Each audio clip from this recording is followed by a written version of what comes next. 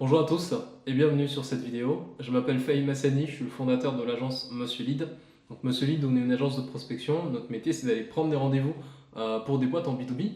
Et c'est justement dans ce cadre-là qu'aujourd'hui, on va parler donc de ce sujet qui est comment faire pour obtenir 8 à 10 rendez-vous qualifiés par semaine. Déjà, pourquoi se focus sur le fait d'avoir des rendez-vous? Pourquoi c'est intéressant d'avoir des rendez-vous?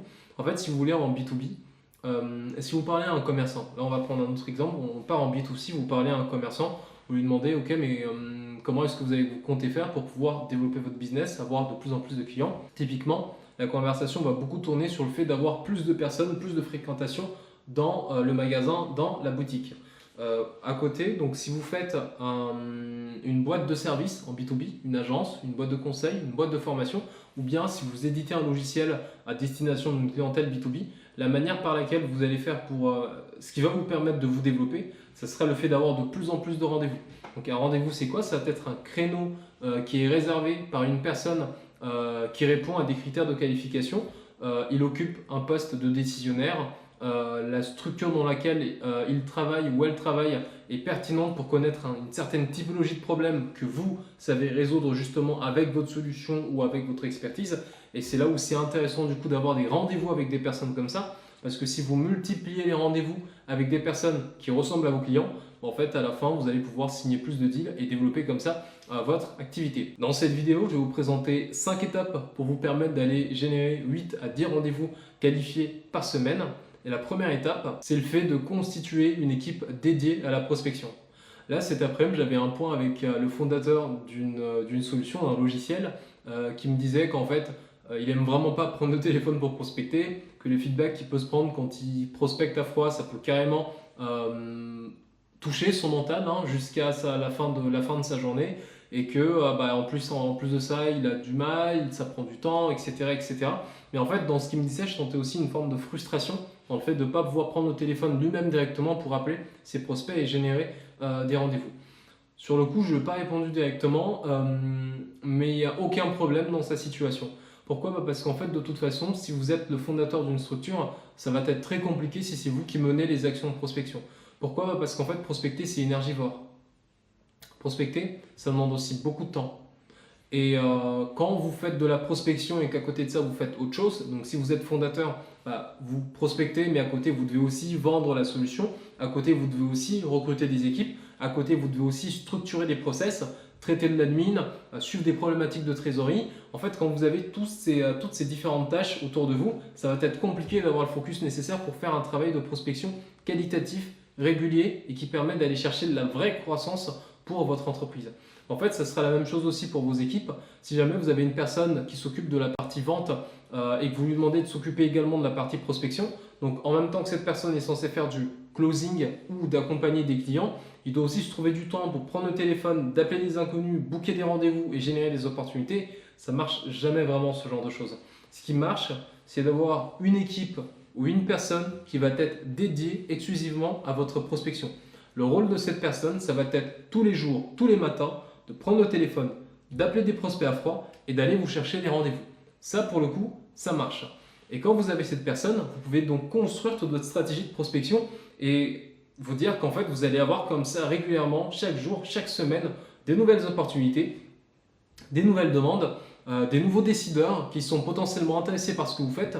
Et c'est avec ça que vous allez pouvoir croître de manière fiable et prédictible. Ensuite, maintenant, l'étape numéro 2, c'est de comprendre les maths dans votre secteur d'activité. La prospection, c'est un jeu chiffré. On sait typiquement, bon là je parle de notre prospection pour le coup parce que nous, c'est notre service que de prospecter pour les autres, mais on fait aussi de la prospection pour nous, pour aller prendre des rendez-vous. Je sais typiquement, sur une session, on va faire 100 appels. Sur 100 appels, je sais qu'on va obtenir entre 16 à 22 personnes qui vont décrocher. Sur ces 16 à 22 personnes qui vont décrocher, je sais qu'on est capable d'aller prendre 2 à 4 rendez-vous sur cette session de prospection. Donc là, on a des maths, sans numérotation, sans appel, 2 à 4 personnes qui vont accepter les rendez-vous. En fonction de votre background, vous pouvez soit vous dire en fait c'est beaucoup, ou bien de l'autre côté, en fait attends, tu me dis tu vas appeler 100 personnes, à côté de ça tu vas avoir 2 à 4 rendez-vous, il y a peut-être quelque chose qui ne marche pas dans ta prospection, mais en fait il faut savoir qu'en B2B forcément quand on appelle sur des 0607, c'est pas tout le monde qui répond. En fait au niveau des personnes qui vont décrocher, sur ces 17 à 22 personnes qui vont décrocher, il va y avoir des gens qui vont être en réunion. je vais avoir un CEO qui va me dire, bah, en fait, ton appel aurait pu bien tomber, mais j'ai internalisé la fonction il y a 6 mois, donc j'ai recruté des téléprospecteurs en interne, ou bien je ne prends pas d'appel de prospection, fais-moi un email, ou je sais pas, là je suis en réunion, je ne suis pas disponible, je suis en congé. Donc, en fait, il y a un ensemble de choses qui se passent, et c'est pour ça qu'on va chercher en fait en call des taux de transformation, conversation, rendez-vous entre 20, 30, 40%. Mais déjà, si vous prenez de manière systématique 2 rendez-vous par session de prospection, c'est déjà très bon et ça va vous permettre comme ça d'aller à l'échelle. Il y a aussi des situations où en fait ça ne sera pas sans appel pour 2 rendez-vous. Parfois il y aura des cas où on va monter jusqu'à 140 pour un rendez-vous, voire même 200 appels pour un seul rendez-vous. Ça va être le cas pour des marchés qui sont saturés, où il y a une forte concurrence. Tous les acteurs sur le marché font énormément de publicité ou énormément d'actions de prospection. Et donc forcément, le coût par rendez-vous, le coût par opportunité va vous coûter beaucoup plus cher. Donc il faut que vous compreniez les maths de votre prospection. Si jamais vous n'avez pas de recul dessus, vous pouvez partir sur la base de 100 appels pour 2 rendez-vous, sauf si vous savez que votre marché est extrêmement concurrentiel. Typiquement, si vous êtes dans le domaine du CRM, vous faites de l'implémentation de CRM, ça fait partie des marchés qu'on connaît comme très concurrentiels. Donc là, vous allez peut-être tourner sur un rendez-vous tous les 100, 120 appels. Mais sinon, pour la plupart des gens, donc 100 appels pour 2 rendez-vous, ça vous permet déjà de faire votre prévision. Ensuite, l'étape numéro 3, ça va être d'organiser vos ressources par rapport à ces objectifs. Donc si on se dit qu'en fait vous allez passer 100 appels pour obtenir 2 rendez-vous, si l'objectif à la fin de la semaine c'est d'obtenir entre 8 à 10 rendez-vous, qu'est-ce que ça veut dire? Ça veut dire que du coup lundi vous avez 2, mardi vous avez 2, mercredi vous avez 2. Et en fait si vous prospectez comme ça tous les jours sur un volume de 100 appels, à la fin de la semaine vous allez atteindre votre volume de 8 à 10 rendez-vous qualifiés. Moi c'est ce que j'ai fait pour mon entreprise. Donc j'ai passé beaucoup d'appels de prospection. C'était des périodes où j'étais extrêmement focus parce que je n'avais pas les ressources pour pouvoir payer quelqu'un d'autre pour s'occuper de la prospection. On était déjà une agence de prospection, mais c'est une chose d'avoir le cash flow pour payer des personnes qui prospectent pour les clients. C'en est une autre d'avoir le cash flow pour payer des personnes qui prospectent pour les clients et en même temps pour vous. Donc qu'est-ce qui se passait? En fait, je prenais moi-même le téléphone, j'avais des sessions donc, où je faisais donc 100 appels et en fait sur ces 100 appels, je prenais comme ça 2, 3, 4 rendez-vous. Parfois, je suis monté jusqu'à 6 rendez-vous sur une seule session de prospection avec des décideurs qui sont intéressés à l'idée d'avoir des informations sur le fonctionnement de notre service de prospection. Ensuite, maintenant, l'étape numéro 4. Donc, vous avez votre équipe dédiée à la prospection. Vous avez une vue sur à peu près vos maths, combien ça va nécessiter d'appels pour que vous puissiez booker des rendez-vous. Si vous n'avez pas, prenez 100 appels pour 2 rendez-vous. Et là, comme vous avez un objectif de 8 à 10 rendez-vous par semaine, vous savez plus ou moins comment vous allez organiser tout ça. Maintenant, il faut que vous ayez les listes de prospection pour alimenter ces campagnes. Donc, l'objectif, c'est que chaque semaine, vos équipes fassent 500 appels de prospection. Mais ça ne signifie pas forcément que vous devez obtenir 500 nouveaux leads chaque semaine.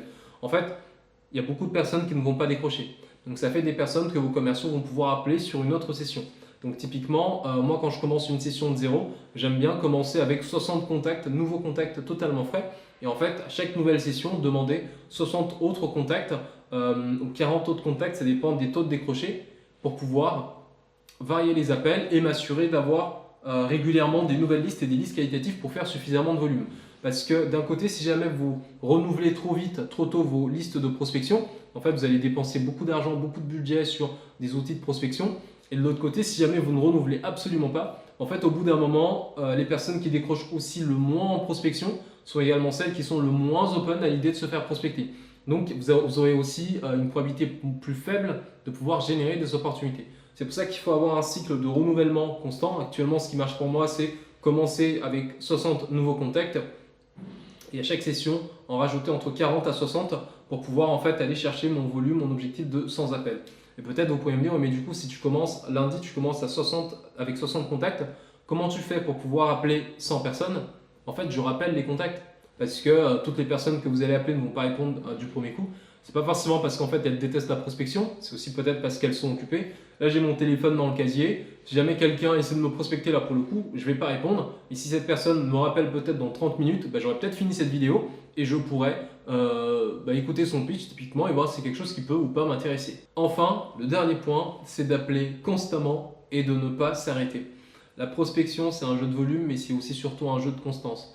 Il y a beaucoup de corollaires avec le sport. Si aujourd'hui votre objectif c'est de perdre du poids ou de prendre du muscle, ça va passer par des efforts réguliers à la salle de sport. Donc si jamais vous tenez pendant 2 semaines, vous êtes excellent, pendant un mois vous êtes excellent, mais en fait le mois d'après il n'y a plus d'efforts, en fait vos résultats aussi vont faire comme ça. Et c'est comme ça que fonctionne la prospection. Et c'est la raison pour laquelle le premier point, c'est d'avoir une équipe ou des personnes qui vont être dédiées exclusivement à votre prospection, parce que sinon, il va y avoir un manque de régularité. Et c'est aussi la raison pour laquelle il faut faire attention au modèle 100% à la performance, vouloir payer des prospecteurs 100% à la performance, parce que ce qui va se passer, c'est que en fait, à un moment donné, ils vont déprioriser votre prospection, parce que c'est un modèle qui est précaire, hein, disons-nous les choses, et privilégier des bons commerciaux qui vont peut-être vous coûter un petit peu plus cher avec un TJM, donc un volume fixe, plus un variable par rendez-vous qui sont capables de vous prendre. Mais au moins, vous savez que vous allez prendre le temps de former une bonne personne et que la personne va rester avec vous pour vous apporter continuellement des opportunités. Donc, constance et constance. C'est comme ça qu'on scale une bonne prospection. Donc c'était Fahim Hassani, CEO de l'agence de prospection Monsieur Lead. Donc voilà comment vous pouvez faire pour mettre en place une stratégie et aller chercher 8 à 10 rendez-vous qualifiés par semaine. Juste une information, sachez que dans la description, j'ai mis le lien d'une page Notion sur laquelle on partage publiquement nos appels de prospection. Donc vous pouvez écouter nos appels et voir concrètement sur plein de marchés différents. Peut-être qu'on a déjà prospecté sur votre industrie. Comment on fait pour prendre des rendez-vous et écouter des vrais échanges avec parfois des erreurs, des rires, des énergies. En fait, c'est des vrais appels de prospection et ça peut vous permettre de voir concrètement comment ça se passe quand on appelle des inconnus pour générer des opportunités.